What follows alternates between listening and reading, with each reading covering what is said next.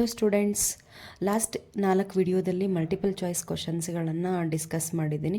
Total ಆಗಿ 30 questions ಇವೆ.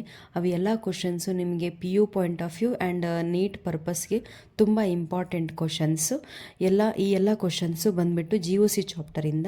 ಇದರದ್ದು ಲಿಂಕ್ನ ಡಿಸ್ಕ್ರಿಪ್ಷನಲ್ಲಿ ಹಾಕಿರ್ತೀನಿ, ಆಮೇಲೆ ಚೆಕ್ ಮಾಡ್ಕೊಳ್ಳಿ. ಆ್ಯಂಡ್ ಇವತ್ತಿನ ವಿಡಿಯೋದಲ್ಲಿ fill in the blanks, so total 25 fill in the blanks ಕ್ವಶನ್ಸ್ಗಳನ್ನು ಡಿಸ್ಕಸ್ ಮಾಡ್ತಾ ಇದ್ದೀನಿ GOC ಚಾಪ್ಟರ್ನಿಂದ. ಬನ್ನಿ ನೆಕ್ಸ್ಟ್ ಕ್ವಶನ್ಗಳನ್ನು ನೋಡೋಣ. So fill in the blanks ಇಂದ first question. F Wöhler synthesized an organic compound dash from an inorganic compound ammonium cyanate. So question ನೋಡಿ, F Wöhler ಅವರು ಸಿಂಥಸೈಸ್ ಮಾಡಿರ್ತಕ್ಕಂತಹ organic compound, so from the inorganic compound. ಆ inorganic compound ಯಾವುದು? ಮೇಲ್ಗಡೆ ನಿಮಗೆ ಕೆಲವೊಂದಿಷ್ಟು ಆನ್ಸರ್ಗಳನ್ನು ಕೊಟ್ಟಿದ್ದಾರೆ, ಅದರಲ್ಲಿ ಚೆಕ್ ಮಾಡಿ. ಸೊ ನಮಗೆ ಈ ಕ್ವಶನ್ಗೆ ಕರೆಕ್ಟ್ ಆನ್ಸರ್ ಯೂರಿಯಾ ಅನ್ನೋದು ನಮಗೆ ಕರೆಕ್ಟ್ ಆನ್ಸರ್ ಆಗುತ್ತೆ. So this is the inorganic compound for preparing the organic ಕಾಂಪೌಂಡ್ಗೆ ಯೂಸ್ ಮಾಡಿರ್ತಕ್ಕಂತಹದ್ದು. ಸೊ ನೆಕ್ಸ್ಟ್ ಕ್ವಶನ್ ನೋಡೋಣ. The hybridization of carbon in methane is. So methane ಅಂದರೆ ಏನಪ್ಪ? CH4. ಹಾಗಿದ್ರೆ ಸ್ಟ್ರಕ್ಚರ್ ಹೇಗಿರುತ್ತೆ? ಸೊ ಕಾರ್ಬನ್ ಫ್ಯಾಮಿಲಿ ಅಂದರೆ 14th ಗ್ರೂಪ್ ಆಗಿರೋದ್ರಿಂದ ಇದರದ್ದು ವ್ಯಾಲೆನ್ಸಿ ಬಂದುಬಿಟ್ಟು 14 ಗ್ರೂಪ್ ನಂಬರ್ 4 ವ್ಯಾಲೆನ್ಸ್ ಎಲೆಕ್ಟ್ರಾನ್ ಇರುತ್ತೆ. ಸೊ ಅದಕ್ಕೋಸ್ಕರ ಈಚ್ ವ್ಯಾಲೆನ್ಸ್ ಎಲೆಕ್ಟ್ರಾನ್ ಅಂದರೆ 1, 2, 3, 4 ಸಿಗ್ಮಾ ಬಾಂಡನ್ನು ಫಾರ್ಮ್ ಮಾಡಿರೋದ್ರಿಂದ ಇದನ್ನು ನಾವು sp3 ಹೈಬ್ರಿಡೈಸೇಷನ್ ಅಂತ ಹೇಳ್ತೀವಿ. ಸೊ ಕರೆಕ್ಟಾದ ಆನ್ಸರ್ ಯಾವುದು ಅಂತಂದರೆ ನಮಗೆ ಇಲ್ಲಿ sp3 ಕೊಟ್ಟಿದ್ದಾರೆ, sp2 ಕೊಟ್ಟಿದ್ದಾರೆ. ಸೊ ಮೀಥೇನಲ್ಲಿ ಕಾರ್ಬನ್ದು ಹೈಬ್ರಿಡೈಸೇಷನ್ ಬಂದುಬಿಟ್ಟು sp3 ಆಗುತ್ತೆ. ಯಾಕೆ ಅಂದರೆ 4 ಸಿಗ್ಮಾ ಬಾಂಡ್ ಇರ್ತವೆ, ಅದಕ್ಕೋಸ್ಕರ. ಸೊ ನೆಕ್ಸ್ಟ್ ಕ್ವಶನ್ ನೋಡಿ. The greater S character of the hybrid orbitals, the greater is the dash ಅಂತ ಕೇಳ್ತಾ ಇದ್ದಾರೆ. It's very simple. S character, for example sp3ನಲ್ಲಿ ಎಷ್ಟು ಎಸ್ ಕ್ಯಾರೆಕ್ಟರ್ ಇರುತ್ತೆ? ಸೊ ಯೂಶ್ವಲಿ ಟೋಟಲ್ ಪರ್ಸಂಟೇಜ್ ಎಷ್ಟಪ್ಪ? 100. ಅದರಲ್ಲಿ ನಮಗೆ ಎಷ್ಟು ಆರ್ಬಿಟಲ್ಸ್ ಇವೆ ಇಲ್ಲಿ? S1 P3. So total 4 orbital ಇರೋದ್ರಿಂದ ಈಚ್ ಆರ್ಬಿಟಲ್ 25% ಇರುತ್ತೆ. ಸೊ ಹಾಗಿದ್ದರೆ sp3 ಹೈಬ್ರಿಡೈಸೇಷನ್ನಲ್ಲಿ ನಮಗೆ ಎಸ್ ಕ್ಯಾರೆಕ್ಟರ್ ಎಷ್ಟಿದೆ? 25%.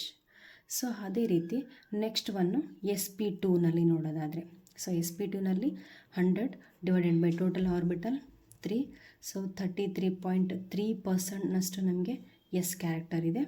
ಅದೇ ಥರ sp ನಲ್ಲಿ ನಮಗೆ 100 divided by total orbitals 2, so 50%. So ಅಂತಂದರೆ ನಮಗೆ ಎಸ್ ಕ್ಯಾರೆಕ್ಟರ್ ಇನ್ಕ್ರೀಸ್ ಆದಂಗೆಲ್ಲ ನಮಗೆ ಏನು ಇನ್ಕ್ರೀಸ್ ಆಗುತ್ತೆ? Electronegativity also increases. ಸೊ ಹಾಗಿದ್ರೆ ನಿಮಗೆ ಆರ್ಡರ್ ಕೂಡ ಕೇಳ್ಬೋದು. ಹೈಬ್ರಿಡೈಸೇಷನ್ನ ಕೊಟ್ಬಿಟ್ಟು which is having the more electronegativity ಅಂತಂದು ಹೇಳ್ಬಿಟ್ಟು. ಸೊ ಆವಾಗ ನಮಗೆ ಕರೆಕ್ಟ್ ಆನ್ಸರ್ ಏನಾಗುತ್ತೆ? sp having the more s character, more electronegativity then sp2 then sp3. So ಈ ಕ್ವಶನ್ ನಿಮಗೆ ಅರ್ಥ ಆಯಿತು ಅಂತ ಅನ್ಕೋತೀನಿ. So next 4th question. In ethene molecule all the atoms must be in the which plane ಅಂತ ಕೇಳ್ತಾ ಇದ್ದಾರೆ. ಸೊ ಈಥೀನ್ ಅಂತಂದರೆ sp2 ಹೈಬ್ರಿಡೈಸೇಷನ್ ಇರುತ್ತೆ, CH2 double bond CH2.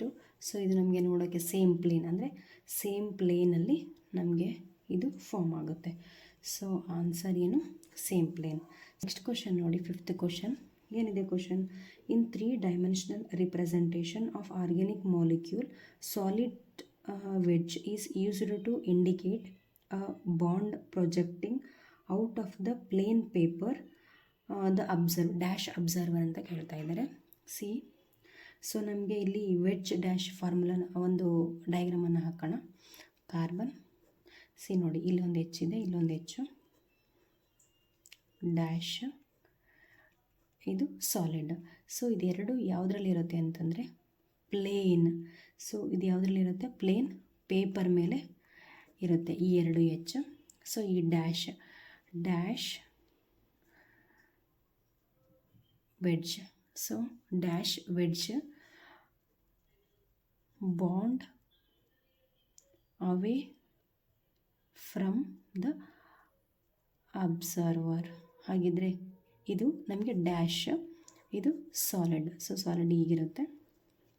Solid ಬಂದುಬಿಟ್ಟು solid wedge bond towards observer. ಸಿ ನೋಡಿ ಕ್ವಶನಲ್ಲಿ ಓದಿ ಇನ್ 3 ಡೈಮೆನ್ಷನಲ್. ಸೊ ಇದು ನಮಗೆ 3 dimensional representation of organic. So CH3 also organic compound. So solid wedge. So solid wedge ಬಂದುಬಿಟ್ಟು ನಮಗೆ ಯಾವುದು projecting out of the plane paper ಅಂತಂದರೆ ಟುವರ್ಡ್ಸ್. ಸೊ 5th ಕ್ವಶನ್ಗೆ ನಮಗೆ ಆನ್ಸರ್ ಏನಾಗುತ್ತೆ?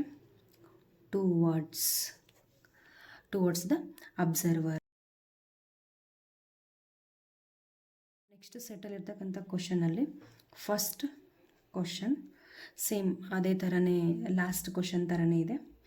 ಇನ್ 3 dimensional representation of organic molecule dash. So ಈ ಕ್ವಶನಲ್ಲಿ dash ವೆಡ್ಜನ್ನು ಕೇಳ್ತಾ ಇದ್ದಾರೆ. Dash wedge is used to indicate a bond projecting out of the plane paper dash from the observer ಅಂತ ಕೇಳ್ತಾ ಇದ್ದಾರೆ. ಸಿ ಲಾಸ್ಟ್ ಕ್ವಶನಲ್ಲಿ ನಮಗೆ ಸಾಲಿಡ್ ವೆಡ್ಜ್ ಬಗ್ಗೆ ಕೇಳಿದರು. ಸೊ ಈ ಕ್ವಶನಲ್ಲಿ ನಮಗೆ ಡ್ಯಾಶ್ಡ್ ವೆಡ್ಜ್ ಬಗ್ಗೆ ಕೇಳ್ತಾ ಇದ್ದಾರೆ. ಸೊ ಡ್ಯಾಶ್ಡ್ ವೆಡ್ಜ್ ನಮಗೆ ಎಲ್ಲಿ ಫಾರ್ಮ್ ಆಗುತ್ತೆ ಅಂತಂದರೆ ಅವೇ from the observer. So answer ಏನಾಗುತ್ತೆ ನಮಗೆ? ಸೊ ಈ ಕ್ವಶನಲ್ಲಿ ನಮಗೆ ಮೇಲ್ಗಡೆ ಕೊಟ್ಟಿರ್ತಕ್ಕಂಥ ಆನ್ಸರಲ್ಲಿ ಅವೇನೂ ಕೊಟ್ಟಿದ್ದಾರೆ, ಟುವರ್ಡ್ಸು ಕೊಟ್ಟಿದ್ದಾರೆ. ಟುವರ್ಡ್ಸ್ ಅನ್ನೋದು ಸಾಲಿಡ್ ಆಗುತ್ತೆ. ಅವೇ ಅನ್ನೋದು ನಮಗೆ ಅವೇ ಫ್ರಮ್ ದ ಅಬ್ಸರ್ವರ್ ಅನ್ನೋದು ಡ್ಯಾಶ್ಡ್ ವೆಡ್ಜಿಗೆ ಆಗುತ್ತೆ. So correct answer away from the observer. Next question ನೋಡಿ, alicyclic compound are also called as. So sorry alicyclic ಅಲ್ಲ, acyclic compounds. Acyclic compound is nothing but open chain ಅಂತ ಹೇಳ್ಬೋದು. So open ಚೈನ್ಗೆ ನಾವು ಇನ್ನೊಂದು ಹೆಸರು ಅಲಿಫೆಟಿಕ್ ಅಂತಲೂ ಹೇಳ್ಬೋದು. So aliphatic chain is nothing but open chain. So open chain ಅಂದರೂ ಒಂದೇ, ಅಲಿಫೆಟಿಕ್ ಅಂದರೂ ಒಂದೇ, ಅಸೈಕ್ಲಿಕ್ ಕಾಂಪೌಂಡ್ ಅಂದರೂ ಒಂದೇ. ಸೊ ಆನ್ಸರ್ ನಮಗೆ ಅಲಿಫೆಟಿಕ್. ಸೊ ನಮ್ಗೆ ಕೊಟ್ಟಿರೋ ಆನ್ಸರ್ ಯಾವುದಪ್ಪ ಇಲ್ಲಿ? ಅಲಿಫೆಟಿಕ್. ಸೊ ಹಾಗಾಗಿರೋದ್ರಿಂದ aliphatic is the correct answer. Next 3rd question ನೋಡಿ. 3rd ಕ್ವಶನಲ್ಲಿ ಏನಿದೆ? Dash compounds contains carbon atoms joined in the form of a ring ಅಂತ ಕೇಳ್ತಾ ಇದ್ದಾರೆ.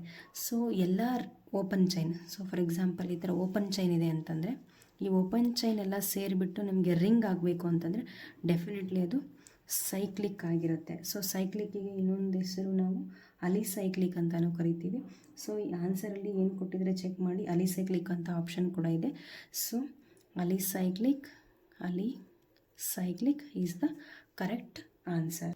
So 4th question, dash is the example of non benzenoid compound. So non benzenoid ಕಾಂಪೌಂಡ್ಗೆ examples ಯಾವ್ಯಾವುದು ಅಂತಂದರೆ ಅಜೊಲೀನ್, cyclic compounds ಎಲ್ಲದು ನಮಗೆ ನಾನ್ ಬೆಂಜನೈಡ್ ಆಗುತ್ತೆ. ಸೊ ನಮಗೆ ಇಲ್ಲಿ ಕೊಟ್ಟಿರೋ ಆನ್ಸರ್ಸಲ್ಲಿ ವೆರಿಫೈ ಮಾಡೋಣ. ಟ್ರೋಫೋನ್ ಅಂತ ಕೊಟ್ಟಿದ್ದಾರೆ. So tropone is the non benzenoid compound ಆಗಿರೋದ್ರಿಂದ ಸೊ ಕರೆಕ್ಟ್ ಆನ್ಸರ್ ನಮಗೆ ಟ್ರೋಫೋನ್ ಆಗುತ್ತೆ. 5th question, the dash is an atom or group of atoms joined to the carbon chain which is the responsible for the characteristics of chemical properties of the organic compound.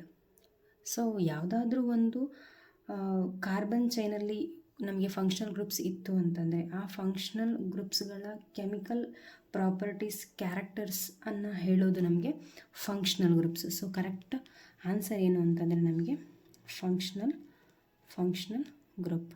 So and more over ಈ ಒಂದು fill in the blanks definition of functional group ಅಂತಂದರೆ ಇದೊಂದು functional ಗ್ರೂಪ್ನ definition ಆಗಿರೋದ್ರಿಂದ so correct option ನಮಗೆ functional group ಆಗ್ತದೆ.